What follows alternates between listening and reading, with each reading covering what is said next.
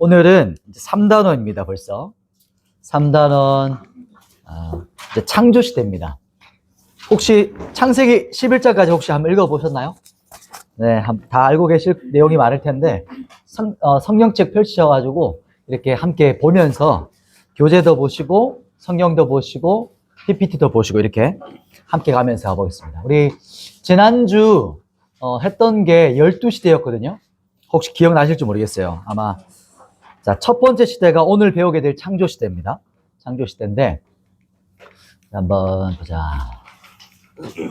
여기 안 나오고, 책자 보시면 되겠네요. 책자에 보면, 우리, 빈칸이 있죠? 박스 어디가 시작이죠? 지구 모양이 있죠? 지구 모양이 어떤 시대일까요? 창조시대, 맞습니다. 창조. 창조가 여기 에덴을 상징하죠? 티그리스와 유프라테스 그 강 어딘가에 창조 에덴을 말하고, 두 번째 시대는 핵심 키워드만 말로 넘어갈게요. 여기는 이제 족장시대죠. 근데 우리 교자에서는 시족이라고 그 영어 대문자 C를 맞추기 위해서 그렇게 했는데, 족장시대입니다. 족장시대. 두 번째는 족장시대, 시족시대. 족장시대는 아브라함, 이삭, 야곱, 요셉. 이렇게 4명까지 하죠. 그리고 넘어가서 쭉 내려와서 애굽으로 들어가죠. 세 번째 시대가 어떤 시대냐면 노예시대. 노예시대. 그래서 출애굽해서, 입애굽으로 들어가서 400년 속박. 그래서 모세가 핵심 인물이죠. 그리고 네 번째 시대는 어디로 갑니까? 시내산 가는데, 이때는 계명시대. 뒤에 언약시대랑 조금 구분하기 위해서 계명, 그러니까 10계명을 뜻하죠. 그래서 시내산에서 10계명, 즉 토라, 율법을 받은 그 때를 말하는 겁니다. 그리고 그 다섯 번째는 이제 가데스 바네아로 들어갈 때 정탐꾼을 10명의 악평을 통해서 하루에 1년, 그래서 40년 동안 광야시대. 여기서는 야영시대라고 이제 캠핑 이렇게 시자를 맞췄지만 우리는 광야시대로 이렇게 기억하시면 됩니다. 광야시대. 그래서 40년 방황. 그리고 방황의 끝에 여섯 번째로 올라가죠. 여기가 바로 모압입니다. 모압에서 언약시대. 그러니까 재언약을 맺어요. 다시 한번 두 번째 토라. 두 번째 율법. 모세가 3편의 고별 설교를 했던 장소가 이제 여기 언약시대입니다. 그리고 이제 그 다음 지도자가 여수아죠. 여수아가 가나안을 정복해 들어갑니다. 정복시대. 그래서 제일 첫 성이 여리고성을 상징하죠, 여기가. 그래서 정복시대, 여호수아. 여호수아가 가나안 정복하는 시대. 그리고 이제 여호수아 시대가 끝나고 나면 그 다음에 사사 시대가 나와요. 이제 여기서는 순환이라고 성경에는, 교재는 나오지만 사사는 12명의 사사와 2명의 그 엘리와 사무엘, 전체 14명의 사사가 나오죠. 그래서 사사 시대를 말하고요. 그때 핵심 키워드는 그때 왕이 없으므로 각기 소견에 오른 대로 행하였더라. 이게 이제 핵심 키워드입니다. 그리고 사사 시대가 끝날 때쯤에 사무엘에게 이스라엘 백성들이 원해요. 왕을 원하죠. 그래서 통일 왕국 시대입니다. 우리 교재에서는 왕관 시대 이렇게 말하지만 저희는 기억할 때 통일 왕국 시대, 통일 왕국. 그리고 통일 왕국은 사울, 다윗, 솔로몬.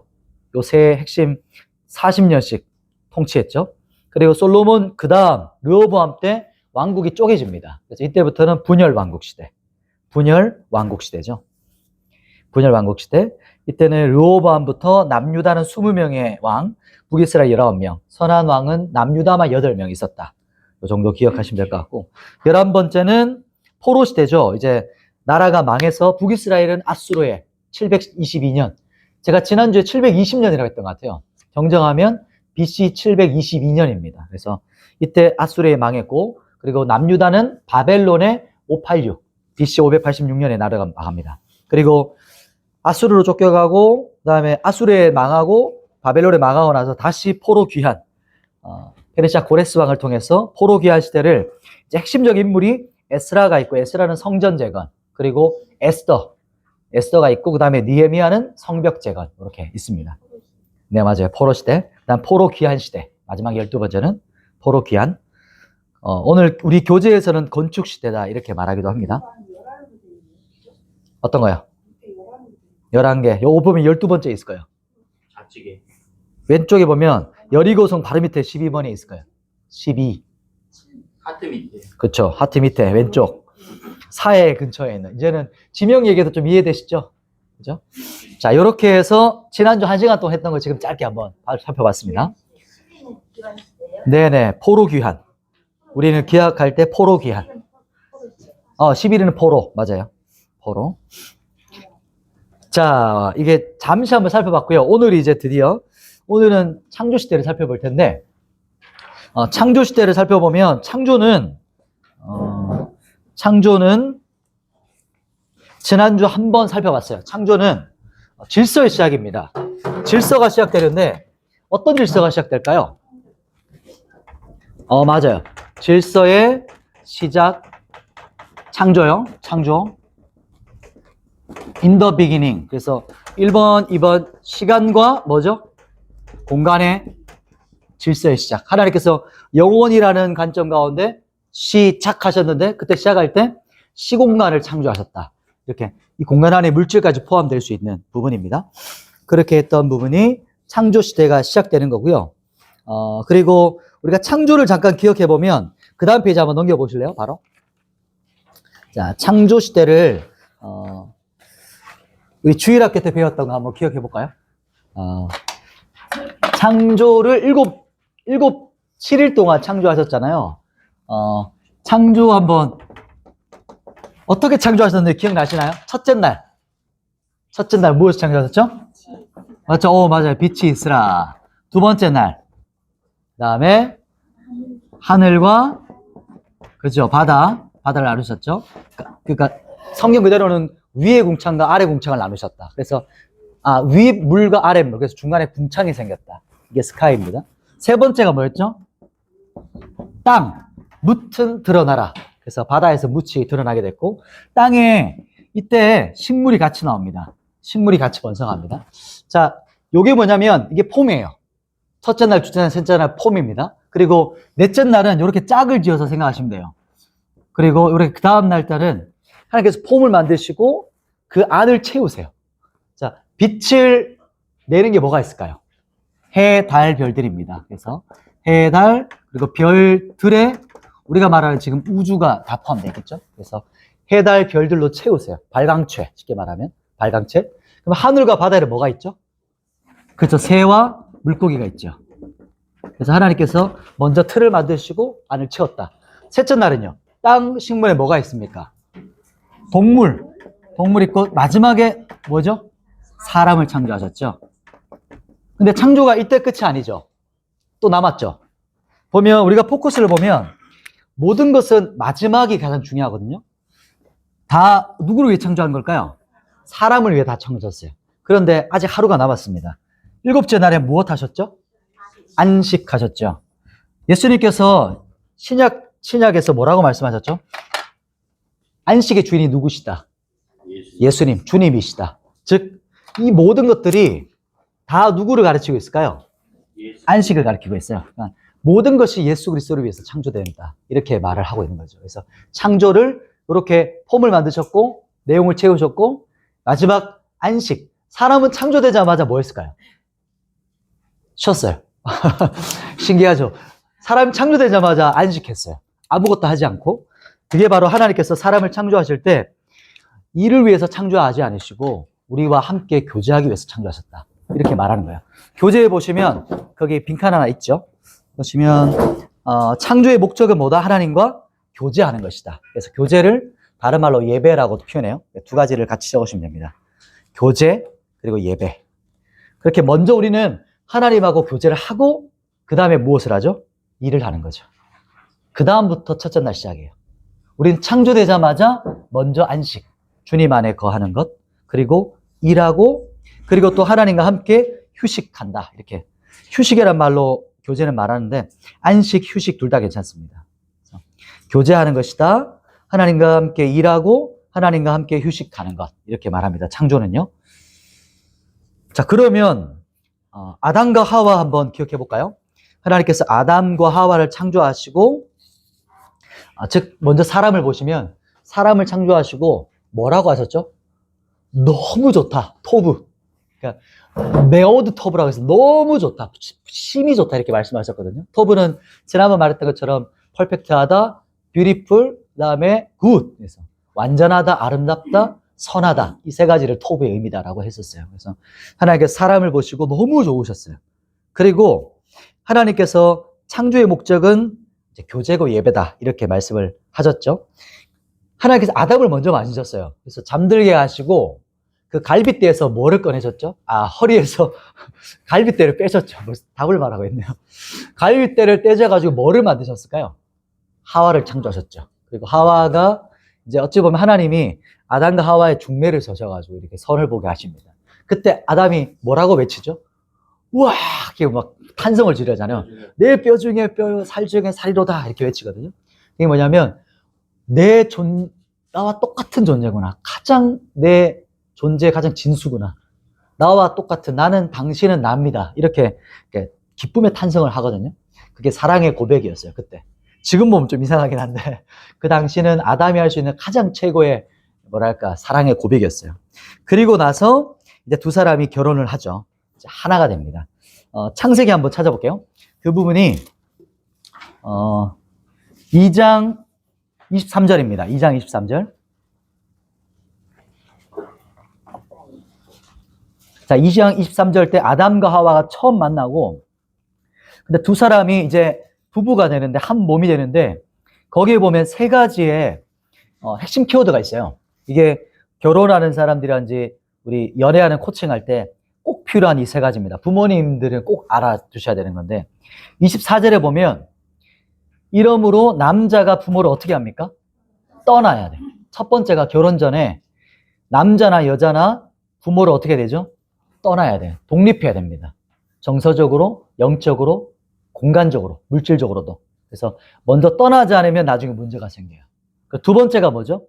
아내와 합하는 거. 이제 연합되어지는 걸 말합니다. 서로가 교제하는 걸 말해요. 그래서 둘이 한 몸이 된다. 이렇게 성경이 말합니다. 그래서 누군가 이제 교제를 시작하거나 할 때, 부모를 떠나는 거 가르쳐 주시고, 그리고 두 사람이 연합하는 거. 아교플로라는 것처럼 서로 교제하고 연합하는 거. 그렇게 됐을 때 둘이 한 몸을 이루게 된다. 이 핵심적인 키워드입니다. 그리고 아담에게 있어서 하와는 돕는 배필이었거든요. 돕는 배필. 돕는 배필은 어떤 뜻일까요?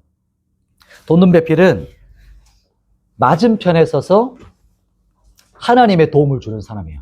그러니까 에젤이라는 말을 쓰거든요. 그래서 배필이라는 말을 에자르라는 쓰는 말을 쓰는데 에스라가 똑같은 어원이에요. 그래서 돕는다. 근데 에제르는 하나님께서 인간을 도울 때만 쓰는 단어예요. 거의 대부분. 요때 빼고. 그래서 돕는 배필, 아내는 그 남편을 위해서 하나님이 내려와서 돕는 사람이에요. 그러니까 보면. 그래서 훨씬 더 자매들이 지혜롭죠. 그런 것처럼 맞은편에 섰다는 것은 갈비뼈잖아요. 머리뼈 아니고 발뼈가 아니에요. 머리 위에 서는 것도 아니고 발 밑에 있는 것도 아니고 동등한 인격, 동등한 위치에서 동등한 권위를 가지고 남편과 아내가 이제 서로가 마주보고 해서 옆에서 돕는 사람, 마주보고 돕는 사람. 이게 바로 돕는 배필의 의미입니다. 이런 어떤 한 몸이 됐는데, 그런데 안타깝게도 3장 넘어갈 때 어떤 일이 벌어지죠? 이제 선악을 알게 하는 나무 열매를 먹습니다. 타락을 이때 시작합니다. 이게 하나님의 약속이었어요. 선악과로 많이 질문하잖아요. 선악과 왜 만들었냐? 이거 안 만들었으면 죄도 안 지었을 때 이런 질문 많이 하거든요. 왜 만들어졌을까요? 좋습니다. 어성경에서는 이거를 많이 풀어서 설명을 해줘요. 그 부분이 좋더라고요. 어성경이 읽어지는 부분에서는 설명하기는 하나님이 왕이시고 너는 피조물이야. 이걸 기억하라는 거죠. 이 설명이 참 좋았던 것 같아요.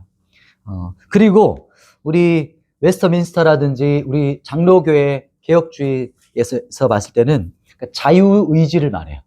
아주 가치로운 거죠. 하나님이 우리에게 죄까지 지을 수 있는 자유의지를 주기 위해서 우리를 매뉴얼로 만들지 않으셨어요. 기계를 만들어가지고 딱 몇 시 몇 분 50분 딱 되면 일어나서 나를 막 찬양해요. 나를 막 사랑한다고 고백해요. 그럼 그 사랑이 막 기쁠까요? 아니죠. 인격적이지 않죠. 그러니까 기계처럼 만들지 않으시고 하나님은 나를 향해 사랑으로 내 자원하는 마음으로 순종하길 원하셨기 때문에 이 선악과. 그래서 선악과는 너 위에 창조주가 있다는 걸 기억해. 이게 하나의 사인이었어요. 근데 하나님은 사탄은 어떻게 했냐면 그 많은 에덴 동산에 얼마나 많은 열매가 있었을까요? 수만 수억 개까지 있지 않을까요? 열매들이. 근데 그 중에 딱 한 가지였거든요. 근데 사탄은 안 되는 거 한 가지에 포커스를 맞추게 해요.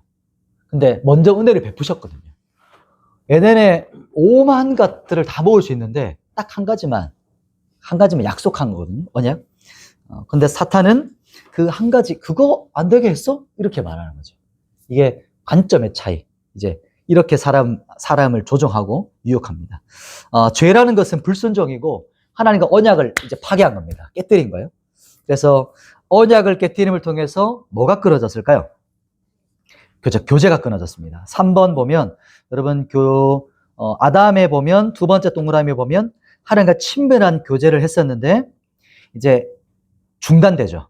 그래서 깨어진 관계를 회복하는 것. 세 번째 동그라미는 깨어진 관계를 회복하기 위해서 하나님께서 하신 일이 이제 이 모든 구원의 사역이에요. 사탄은 뭐라고 유혹했냐면 무트 이제 안 죽는다 이렇게 했어요. 안 죽어. 절대 안 죽어. 강조하거든요. 근데 하나님은 반드시 죽어. 이렇게 말해요. 반드시 죽어. 어떻게 됐죠? 죽었나요? 안 죽었나요? 영이 죽었습니다.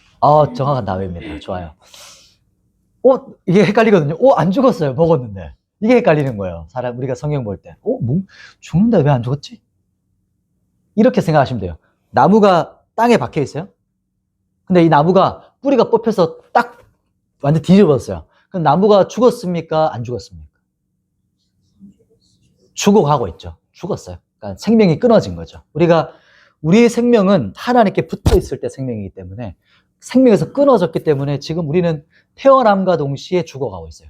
이게 육체적 죽음, 영적 죽음을 그때 말하고요.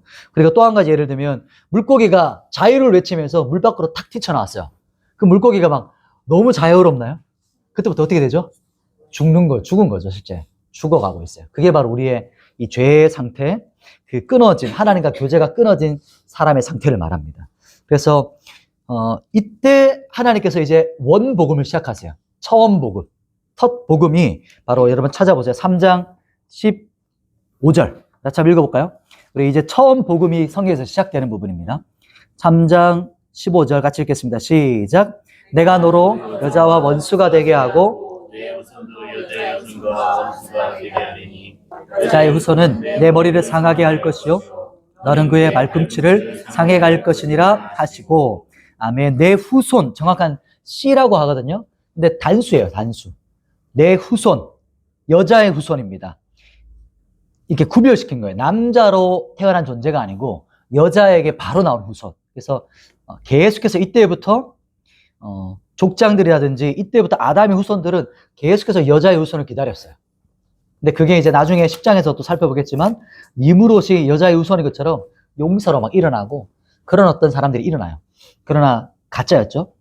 그래서 이 여자의 후손이 어떻게 되냐면 원수의 머리를 상하게 할 것이다. 그러니까 뱀이죠. 이때 뱀이 유혹하는 거 상징하죠. 그래서 3장 15절에 여자의 후손이 내 머리를 상하게 할 것이다. 이렇게 말하면서 이제 첫 복음, 이제 원시 복음이라고 하죠. 이것이 시작됩니다. 이제 두 번째 인물로 한번 넘어가면 이제 중요한 인물이 이제 아벨이에요. 아벨을 하면 무엇이 잘 처음 생각나시나요? 참된 제사. 그래서 참된 예배라고 볼 수 있죠. 참된 예배는 뭐가 참된 예배일까요? 어떤 예배가 진짜 예배일까요? 우리가 구약적 관점이 있고 신약 관점이 있는데 진짜 예배, 진짜 제사, 여기는 제사지만 우리는 적용한다면 참된 예배입니다. 즉 예배가 되게 하는 예배 이런 뜻이죠. 예배 있어서 두 가지의 핵심 키워드가 필요해요. 뭐가 필요할까요? 처음에는 아벨은 어린 양을 키웠어요. 가축을. 그래서 어린 양, 피의 제사가 필요합니다. 그래서 피 흘림이죠. 히브리서에 나오죠. 그리고 히브리서, 그 다음에 레이기에 나오죠. 정확히. 피 흘림이 없이는 사함이 없느니라. 죄사함이 없느니라. 그래서 피 흘림. 여기서 구약적 관점에서 피 흘림이 말하고 또 히브리서의 관점으로는 무슨 예배를 말하죠? 믿음의 예배. 이 두 가지가 함께 있어야 됩니다. 그런데 오늘 본문에 보시면 성경을 한번 볼게요. 이 부분이 참 독특한 표현이에요. 4절과 5절, 4장 넘어가세요. 4장의 4절과 5절에 보면 여호와께서 아벨과 그의 제물을 받으셨어요. 그리고 5절에 보시면 가인과 그의 제물은 받지 않으셨어요. 이게 뭐냐면 아벨과 그의 제물을 구분하시죠. 이게 무슨 뜻일까요? 아벨과 그의 제물을 구분하세요. 그냥 아벨의 제사라고 해도 되잖아요. 그런데 아벨과 그의 제물이라고 하세요. 이게 무슨 뜻이냐면 우리가 드리는 예배는 그 사람이 중요해. 드리는 거예요. 사람이 드리고 그가 믿음으로 제물을 드리는 겁니다. 그래서 인격과 믿음이 같이 가야 돼요. 그냥 제물만 있는 게 아니고 그래서 사람이 하나님께 나오는 거죠. 그 사람 자체가 나오는 거예요. 이 두 가지를 성경에서 정확하게 말하죠. 아벨과 그의 제물. 그래서 그 인격과 믿음의 행위를 하나님께서 받으세요. 이 두 가지를 같이 나와야 됩니다. 그래서 믿음으로만 하는 것이 아니고 그 사람 중심이 중요한. 그래서 가인이 피해 제사를 드렸다고 해서 되는 게 아니었던 거예요. 쉽게 말하면 아벨이 중심으로 그 사람 됨 자체가 하나님께 드려진 존재였기 때문에 그것을 말하는 게 여기서 말하는 이제 핵심적인 키워드입니다. 그런데 그것을 보고 가인이 아벨을 어떻게 하죠? 죽여버려요. 자기 동생을, 형제를. 이게 첫 살인 사건이 형제끼리 일어나요. 이게 바로 죄의 비극이죠. 가장 가까운, 가장 서로가 지켜줘야 되는 형이 자기 동생을 죽여버리는 첫 살인 사건. 이게 죄의 비극이다라는 것을 4장부터 보여주고 있는 거죠. 이제 이때부터 인류사 가운데 이제 죄의 비극 그리고 죽음의 역사가 시작되죠. 그래서 그 다음 보시면 누가 낳고 죽고 이야기가 나오는 겁니다. 5장에. 그래서 낳지만 결국 죽는다 이 말인 거예요. 그래서 창세기에 보면 그 다음 이제 인류 역사를 말하면서 낳았고 죽었더라. 낳았고 죽었더라. 이게 바로 창세기 하나님께서 말씀하신 것에 그대로 응답되는 것을 말하는 거예요. 근데 그 중에 이제 우리가 오늘 또 보고자 하는 또 핵심적인 인물이 그 다음에 네 번째가 노아입니다. 노아는 이제 6장으로 넘어가거든요. 6장으로 한번 가보겠습니다.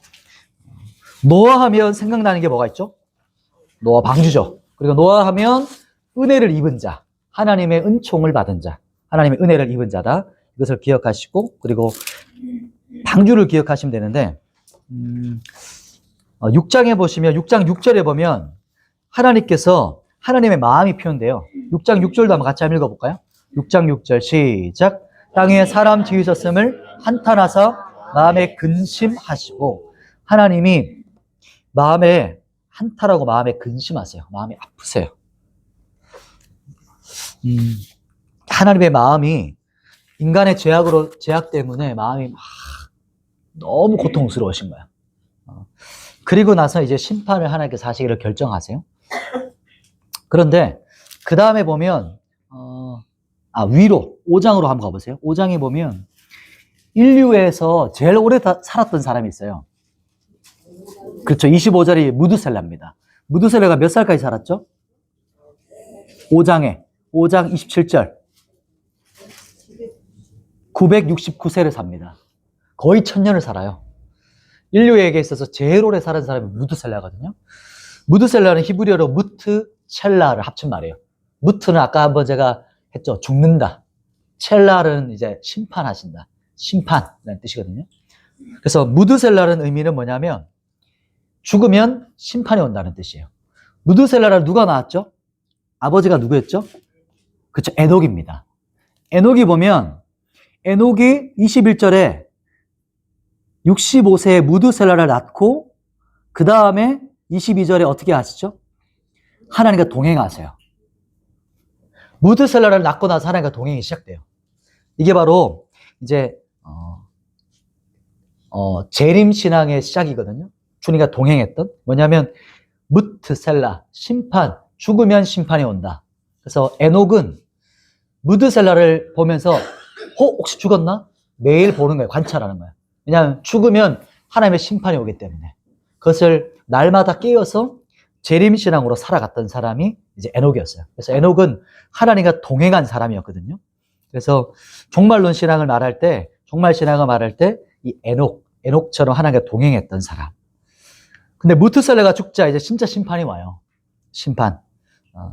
이게 무슨 의미일까요? 무트셀라가 인류사에서 제일 오래 살았던 사람이거든요. 이게 어떤 의미일까요? 하나님께서 오래 참으셨다는 거예요. 하나님이 참으신 걸 말해요. 정말 오랫동안 참으시고 또 방주를 100년 동안 짓잖아요. 그러니까 노아와 가족들이 계속 말했을 거 아니에요. 심판이 옵니다. 방주로 들어오세요. 구원을 받을 수 있습니다. 여러분 들어오세요. 누구든지 올 수 있어요. 그런데 누구든지 원하면 들어올 수 있는데 외쳤지만 결국에 누구만 방주 안에 들어왔죠? 노아와 그 가족들만 8명만 들어갑니다. 이게 참 안타까운 역사죠. 그러니까 구원의 역사가 이제 이 방주에서 우리가 볼 수 있어요. 방주도 이제 예수 그리스도를 상징해요. 구원을 말합니다. 뭐냐면 어디에 그 의미가 담겨져 있냐면 이제 원어라서 우리가 잘 찾기가 좀 어려운데 6장 14절 한번 보시겠어요? 6장 14절. 6장 14절에 보면 6장 14절 한번 같이 읽어보겠습니다. 6장 14절 시작. 너는 고페르 나무로 너를 위하여 방주를 만들되 그 안에 칸들을 맞고 역청을 그 안팎에 칠하라. 아멘. 여기 보면 고페르라 하죠. 고페르 나무입니다. 고페르 나무로 방주를 만들어요. 방주를 만드는데 역청을 칠하거든요. 역청이 뭘까요? 역청이 뭐냐면 우리 아스팔트 있죠. 그래서 코발트라고 하거든요. 지금도 발음 비슷하죠. 그래서 코발트, 중동에는 코발트가 많았겠죠. 이 방수 처리하는 거. 그래서 방주에다가 코발트를 쫙 칠하는 겁니다. 안팎으로. 그래서 칠하다는 뜻은 뭐냐면 카파르라는 뜻이에요. 덮다, 속죄하다. 그리고 역청은 뜻이 뭐냐면 코페르라는 언어를 말해요. 코페르. 그냥 한글로 적어 놓으시면 돼요. 역청은 코페르. 코페르라는 뜻이 뭐냐면 역청, 몸값, 속전 이런 뜻을 가지고 있어요. 칠하다는 뜻은 느낌이 오시죠? 덮다, 속죄하다, 화해하다는 뜻을 갖고 있어요. 이 방주가 뭐였냐면 코페르 나무예요. 코페르 나무가 속전, 몸값을 지불하시고 제값을 지불하시고 덮으셨어요. 속전하셨어요. 이걸 말하는 게 바로 이 14절 한 절 안에 똑같은 단어가 3번 반복돼요. 코페르, 카파르, 카파르 이렇게 반복됩니다. 여기서 바로 홍수가 예수 그리스도의 십자가의 구속사역. 이제 이게 6월절로 또 넘어가죠. 덮으시는 거, 넘어가는 거. 그래서 이때 우리의 죄를 속전하셨고 덮으셨고 칠한 것이 이 방주에서 일어난 사건이다. 이것을 우리가 여기서 벌써부터 볼 수 있는 거죠. 히브리인들은 이렇게 읽으면 그냥 바로 알았겠죠. 왜냐하면 단어가 똑같은 단어가 반복되니까. 코페르, 그다음 또 코페르, 또 카파르 이렇게 또 반복되는 거예요. 그래서 홍수 사건을 보면서 예수 그리스도를 기억하는 거죠. 십자가 사건을. 그리고 보시면 이제 그 다음에 홍수가 이제 일어납니다. 홍수 사건이 어디부터 시작되죠? 7장이죠. 7장에 홍수가 시작되는데 여기서 참 재밌는 사건이 나와요. 7장 11절에 보시면 홍수가 어떻게 시작되냐면요. 한번 같이 읽어볼까요? 11절 같이 읽겠습니다. 시작. 노아가 600세 되던 해 둘째 달 곧 그 달 11의 날이라. 그날에 큰 기품의 샘들이 터지며 하늘의 창문들이 열려 40주야를 비가 땅에 쏟아졌더라. 조금 구체적이거든요. 홍수가 비가 내리는데 참 신비로워요. 이게 성경이 아주 구체적으로 말해요. 비가 내리는데 비가 어떻게 내리냐면 성경에 뭐라고 나오죠? 큰 기품의 샘들이 먼저 터져요. 그리고 또 어디가 쏟아지죠? 하늘의 창문이 열려서 쏟아진다고 말해요. 그러니까 노아의 홍수 전에는 지구의 모양이 지금 제가 이제 뭐랄까 비유적으로 그리는 거예요. 지구가 이렇게 있으면 이제 여기 지구입니다. 지구가 있으면 대기권에 지금은 없지만 대기권에 물대가 형성되어 있을 것 같아서 봐요. 왜냐하면 성경 창세기에 보면 윗물과 아랫물로 나누거든요. 그래서 위의 물과 아랫물이 나뉘면서 중간에 뭐가 자연스럽게 생기는 거죠? 궁창. 그게 하늘이거든요. 우리가 보는. 그래서 이렇게 물대가 있었다고 보는 거죠. 물대. 구름이 보면 무게가 엄청나게 무겁지만 성층권인가? 거기 위에 떠다니잖아요. 엄청 무게가 무겁지만. 그래서 그 물대가 지구 위에 있었고, 그리고 이렇게 우리가 알고 있는 이 물이 있죠. 물이 이렇게, 바닷물이 이렇게 있었을 것이고, 또 한 가지는 보면 큰 샘들이 성경에서 터졌다고 그래요. 큰 샘들이. 여기서 우리가 유추할 수 있는 게 뭐냐면, 이제 그 판 이론 들어보셨잖아요. 원래는 대륙이 하나였는데 이게 흩어졌다는 거. 그때 판이 열리면서 깊은 곳에 있던 지하수들이 터져 나왔다. 그래서 하늘에 있는 샘이 터졌고 밑에 있는 바닷물과 이물들이 터져 나와서 이제 하늘에서 물이 쏟아지기 시작하는 거. 그게 40주 40야다. 그래서 땅을 이렇게 그때 하나로 이렇게 본다면, 대륙을 하나로 본다면 이때 이 판이 쪼개지면서 흩어졌다. 지금의 대륙으로 봤었다. 이렇게 성경은 아니에요. 근데 상상하는 거죠. 이 본문을 통해서. 그래서 우리가 40주 40야를 볼 때 그 많은 물이 도대체 어디서 왔냐는 거예요. 그게 뭐냐면 지구의 모양에 물때가 있었기 때문에 그 당시 900세, 700세, 그리고 뭐 기본 900세 살았잖아요. 그게 가능했다는 거죠. 산소 포화도가 높았고, 그리고 이 뭐 나쁜 적외선인가요? 그걸 다 차단해줬고, 그리고 아주 살기 좋은 거였고, 그리고 야채와 이런 어떤 좋은 것만 먹고 살았기 때문에 충분히 가능했다. 이렇게 유추를 하세요. 창조과학에서는. 그래서 본문을 통해서 그것까지 같이 해석할 수 있겠다라고 볼 수 있는 거죠. 아무튼 이 홍수는 이렇게 40주야를 40일 동안 계속 내립니다. 그래서 이 땅의 모든 것이 덮여지죠. 이제 그런 것들이 미국의 그랜드 캐니언이라든지 갑자기 물이 쑥 빠질 때 갑자기 생기는 지층, 이런 것들이 이제 실제 지층이라든지 화석을 통해서 갑자기 먹이를 먹다가 갑자기 화석되는 거, 이런 거는 갑자기 심판이 임한 거잖아요. 그죠? 홍수가 임한 거거든요.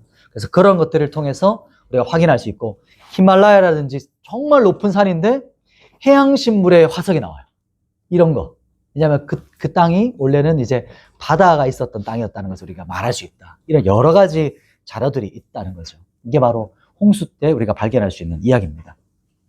그리고 하나님께서 이제 홍수로 심판하시고 나서, 그리고 어떻게 하시냐면 이제 8장 넘어가죠. 그리고 이제 아라랏산이라는 곳에 이제 방주가 머물면서 이제 방주가 거기 머물러서 있습니다. 그리고 이제 비둘기를 보내면서 진짜 이제 나가 되는가, 그것을 알아보죠.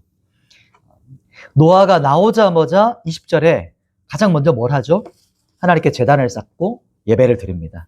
예배자로서 하나님께, 그래서 그 예배를 21절에 하나님께서 받으시고, 사람의 마음이 악한 것을 아세요. 이때부터 이미 하나님은 창세기 3장부터 이제 이미 그 전이죠. 창세 전부터 계획하셨죠, 구원은. 근데 3장부터 계속해서 구원을 우리에게 말씀하고 계시죠. 그리고 여기서도 21절에 그것을 이제 의미하고 있는 것이죠. 그래서 악한 것을 아시고 그 마음을 알고 계셨다는 것. 그리고 하나님께서 이제 더 이상 내가 물로 심판하지 않겠다는 의미로, 그 언약의 의미로 뭘 보여주셨죠? 9장 13절. 그렇죠? 무지개 언약을 보여주셨죠. 이것은 지금 말하는 무지개를 다른 걸로 쓰면 안 되죠. 하나님의 물로 심판하지 않겠다는 그 자비를 말하는 게 무지개 언약입니다. 그렇죠? 물로 심판하지 않겠다. 그것을 말하는 것이 바로 무지개 언약입니다. 오늘 이제 마지막 사건, 이제 바벨탑 사건 넘어가는데요. 바벨탑 사건을 한번 넘어가 보겠습니다. 바벨탑 사건은 11장이지만 그 전 10장부터 봐야 돼요. 10장. 10장에 보면 8절에 보면 이제 누가 등장해요. 누가 나올까요? 니무롯이라는 사람이 등장해요. 이 사람 우리가 잘 주목하지 않고 넘어갈 때가 있는데, 이 니무롯이라는 사람은 8절에 보면 세상의 첫 용사다고 말해요. 그러니까 거린인 거예요. 엄청나게 사람을 끄는 힘이 있는 사람. 딱 존재 자체가 강력한 사람이 한 번씩 있거든요. 이게 바로 니무롯이었어요. 그런데 이 니무롯은 또 어떤 사람이냐? 9절에 보시면 그가 여호와 앞에서라고 말해요. 근데 우리가 한글로는 여호와 앞에서, 여호와 앞에서? 뉘앙스를 모르잖아요. 근데 영어로 보면 against래요. 왜냐하면 대적자를 말해요. 대항하는 자.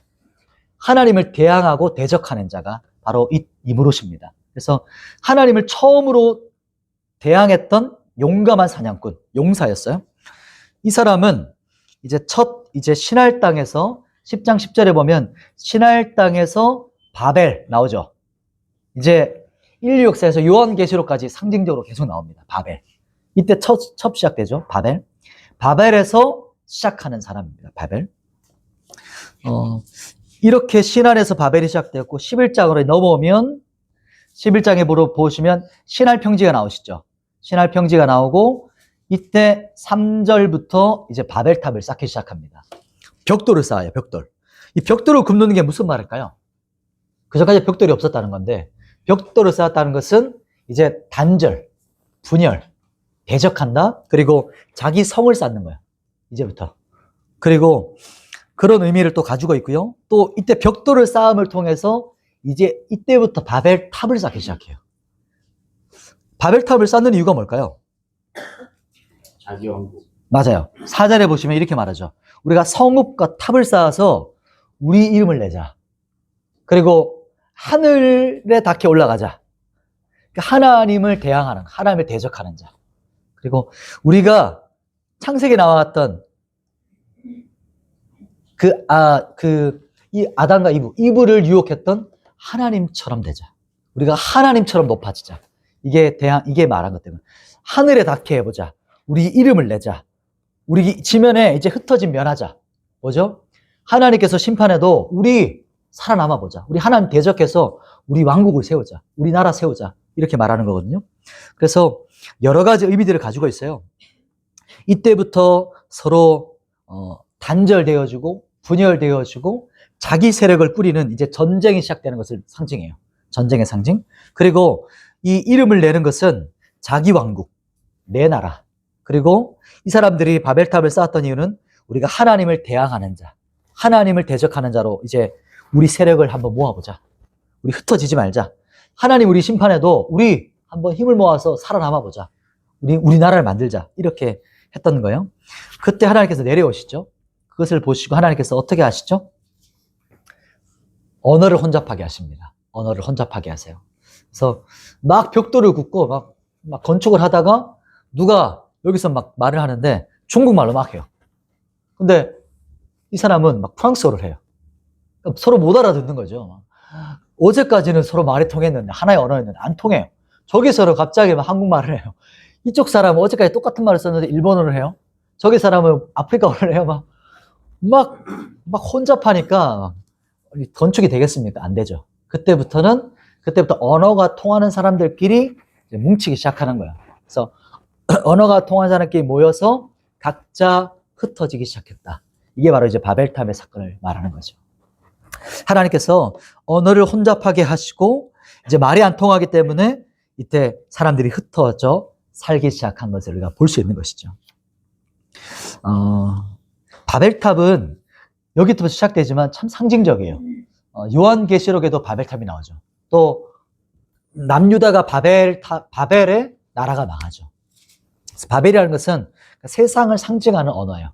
그래서 계속해서 바벨은 주님 다시 오실 그날까지 바벨이 상징적으로 나올 겁니다. 그리고 어떤 사람들은 진짜 마지막 때 바벨이라는 나라가 다시 회복될 거다 이렇게 말하기도 해요. 그러나 이제 상징성이 강하기 때문에 바벨은 가장 강력한 이제 하나님을 대적하는 나라, 가장 화려한 문명을 나라 이렇게 말을 이제 대표하는 거예요. 그래서 지금도 우리는 세상을 살아갈 때 뭐라고 말하냐면 우리는 바벨론 한가운데 살아간다고 말해요. 우리가 지금 세상을 살아가잖아요. 그래서 바벨론 한가운데 우리가 살아가고 있고 그 뜻은 뭐냐면 하나님을 대적하는 문화, 하나님과 다른 문화예요. 그런 문화 가운데 우리는 지금 마지막 때를 살아가고 있다는 거죠. 그래서 마지막 때 바벨론을 살아가는 키워드는 뭐냐면 이제 바벨론 포로로 살아갔을 때 거기서 누가 있었죠? 다니엘이 있었죠. 다니엘과 세 친구처럼. 그래서 그 한가운데서 자신의 정체성을 잃지 않고 다니엘처럼 살아가는 것을 말하는 겁니다. 자, 우리 여기까지 이제 뭐랄까, 네 가지. 뭐냐면, 아벨, 이렇게 생각하시면 돼요. 창조 시대는. 아벨입니다. 왜 아벨일까요? 아담, 다음 두 번째 누구죠? 아벨, 그 다음에 노아의 아자, 그리고 또 벨은 뭐죠? 바벨탑. 그래서 창조 시대는 아벨. 이렇게 기억하시면 되고. 그래서 요 창조 때부터 쭉 보면서 우리가 이제 약 한 5,000년 플러스 알파부터 인류 역사의 한 2,000년도까지 우리가 거의 3,000년을 손살같이 잘 달려왔어요. 우리 지금 너무 제가 추격해가지고 40분 정도 살펴봤는데 40분 동안 우리가 3,000년을 살펴봤습니다. 대단하시네, 그죠? 그래서 인류 역사를 손살같이 살펴봤는데 잠깐 한번 우리 말씀을 정리하면 첫 번째, 창조 시대에 있어서 토브, 가장 중요한 토브. 하나님 보시기 좋았더라. 완벽하다, 아름답다, 선하다. 이 하나님께서 창조한 것을 보고 그렇게 아름답다 하셨고, 아담과 하와를 창조하시고 그 갈빗대에서 동등한 인격, 그리고 돕는 배필은 동등한 인격을 가지고 맞은편에 서서 하나님처럼 돕는 자가 아내예요. 그러니까 어찌 보면 남편보다 훨씬 더 지혜로운 사람. 그래서 남편은 아내의 말을 귀 기울여 들어야 진짜 지혜로운 사람이 돼요. 이게 몇 명 없네요. 이게 하나, 둘, 셋, 넷, 네 명이네요. 그게 바로 이제 돕는 배필의 역할이에요. 근데 돕는 배필이라고 생각하니까 우리 한국 정서상 뭔가 조금 우리가 부족한가? 그렇지 않아요. 돕는다는 뜻은 성경에서 하나님께서 사람을 도울 때, 그래서 시편에서 하나님께서 다윗을 도울 때 항상 썼던 단어가 에제르입니다. 그리고 아담과 하와를 돕는 배필로 짝을 맞이하셨고, 그리고 창조 7째 날, 그래서 가장 마지막 안식일이 가장 중요하다. 모든 것이 사람을 위해 창조됐지만 그 사람은 바로 안식을 위해, 예수 그리스도를 위해 창조되었다라는 거 기억하시고, 그리고 예배, 그리고 교제를 위해서 하나님께서 만드셨다는 거, 그리고 아벨은 참된 예배. 참된 예배의 필요 충분 조건, 가장 중요한 것은 피의 제사, 피 흘림이 없이는 제사함이 없다. 십자가의 속죄, 그리고 우리가 대가를 지불하는 것 또한 여기 포함되어 있겠죠. 그리고 이것은 믿음으로 드리는 거. 우리가 모든 것을 믿음으로 하지 않으면 다 하나님 죄라고 말씀하셨죠, 로마서에. 그래서 믿음의 제사, 피와 믿음. 그리고 하나님께서는 받으시는, 하나님이 흠량하시는 제사는 아벨과 그의 제물이었어요. 그래서 그 사람, 그 중심, 그 인격을 받으시고, 그리고 그 사람이 드리는 믿음의 예물을 받으시는 거예요. 그래서 그 사람이 중요하다는 거. 그리고 노아 기억하시면 노아 때 방주는 하나님께서 코페르 나무, 그리고 역청을 바르셨다, 그리고 칠하다, 덮다, 속죄로 덮으신 거, 십자가의 피 흘림으로 우리의 모든 죄를 덮으시고 속죄하신 거, 이 안에 포함되어 있다는 것을 기억하시고, 그리고 하나님께서 사람들은 하나님 너무 잔인하다, 심판하신다 이렇게 말하지만 하나님은 오래 참으세요. 지금도 그렇게 하고 계시거든요. 베드로 사도가 말하잖아요. 그분이 오래 참으심으로 지금도 하나님께 참고 계시는 거예요. 주님 다시 오시기 전까지. 하나님의 오래 참으심을 바로 무드셀라를 통해서 우리가 볼 수 있죠. 969세, 인류에서 가장 오래 살았던 사람, 가장 오랫동안 참으시고 인내하시고 자비를 끝까지 베푸시는데 회개하지 않는 게 문제인 거예요. 죄 때문에 지옥을 가거든요. 근데 진짜 이유는 죄를 회개하지 않기 때문에 지옥에 나가는 거죠. 회개하면 구원받아요. 예수를 믿으면 구원받는 것처럼. 그래서 하나님께서 여기 노아를 통해서, 방주를 통해 우리에게 말하는 것은 하나님께서 오래 참으시는 분이시다. 언제나 구원이 열려 있다는 거, 그것을 말하는 것이고, 그리고 하나님의 심판은 반드시 온다는 거. 이 심판 신앙을 가지고 이제 무드셀라를 보면서 누구죠? 에녹이 하나님과 동행한 삶을 살았다. 깨어있는 삶을 살았다는 것이죠. 그리고 마지막 사건이 바벨탑. 하나님을 대적하는 문명, 바벨탑을 쌓았던 거. 대적자, 하나님을 대항했던 사람. 그래서 언어를 혼잡하게 하셔서 흩으셨다. 그리고 이제 오순절 사건을 통해서 언어가 다시 한번 연합되어지고 하나가 되어져요. 이게 구약에서 이제 신약의 성취를 말하죠. 그래서 이 모든 것들을 바라보면서 이제 결론을 맺습니다. 혹시 제가 빈칸 얘기 안 하고 있었나요? 제가 빈칸 생각 안 하면서 쭉쭉 갔거든요. 혹시 못 적은 거 있으신가요? 노아 1번에 보면 은혜죠. 은혜를 입은 사람. 그리고 노아의 동그라미 2번에 보면 믿음으로 순종하였다. 그리고 2번에 보면 몇 년 동안 지었죠? 약 100년입니다. 100년 동안 지었다라고 말해요. 진짜 어처구니 없는 일을 했죠. 산에다가 배를 지었어요. 또 비도 안 내리는 시대였어요. 그 당시는. 그러니까 너무 충격적이죠. 비가 뭐야? 이렇게 물었을 당시니까. 100년. 3번의 동그라미는 유일한 구원의 길이었습니다. 구원의 길. 그리고 3번 밑에 그 빈칸도 구원입니다. 가족만 구원받았다. 그 8명이죠. 진짜 소수만 구원받았다는 것을 또 상징적으로 말합니다. 바벨에 보면 바벨의 동그라미 1번에 피조물로서 하나님처럼 되는 거. 하나님처럼. 2번 동그라미는 언어를 혼잡하게 하였다. 라고 말합니다. 아벨의 2번은 아벨의 2번. 아벨의 2번은 하나님. 하나님의 방법. 얘기를 말해놨네요. 보면 아벨과 가인의 차이는, 가인은 내가 생각할 때 최선의 예배를 드렸어요. 아벨은 하나님께서 원하시는 제사를 드렸어요. 하나님 원하시는 제사는 아담을 통해 계속해서 말씀하셨을 거거든요. 아담이 죄를 짓고 나서 첫 가축을 죽여요. 그게 예수님을 상징하죠. 그리고 가죽옷을 입히잖아요. 그때부터 피의 제사가 있었어요. 피 흘림이 있었어요. 그래서 아담은 하나님께 나아갈 때마다 이 피 제사를 가지고 나아갔을 것이다 말하거든요. 그래서 아벨은 하나님의 방법대로 드렸고 가인은 사람의 방법대로. 그러니까 농작물을 들여서 잘못한 게 아니에요. 이건 하나님께서 말한 게 아니라 자기가 볼 때 이거 들으면 되겠지라고 생각했던 최선의 예배였어요. 그래서 우리의 예배도 내가 생각했을 때 최선의 예배가 아니고 내가 생각했을 때 이 정도면 괜찮겠지. 이 정도면 내가 최선을 다했어. 그게 하나님께서 받으시는 예배가 아니라 하나님이 받으시는 예배는 영과 진리의 예배, 피 흘림, 그리고 이거는 예수님의 피를 상징하는 거예요. 그리고 믿음의 제사. 그러니까 원리는 딱 나와 있어요. 내 생각이 아닌 거죠. 그래서 여기서 말합니다. 감사합니다. 깜빡 넘어갈 뻔했네. 3번은 믿음의 예배. 아벨의 3번의 동그라미는 믿음의 예배. 가인은 행위. 가인의 제사는 행위의 예배였어요. 아벨의 믿음, 가인은 행위. 그러니까 내 노력, 내 행위. 이렇게 말하는 거죠. 네, 오늘 강의는 여기까지 하고요. 혹시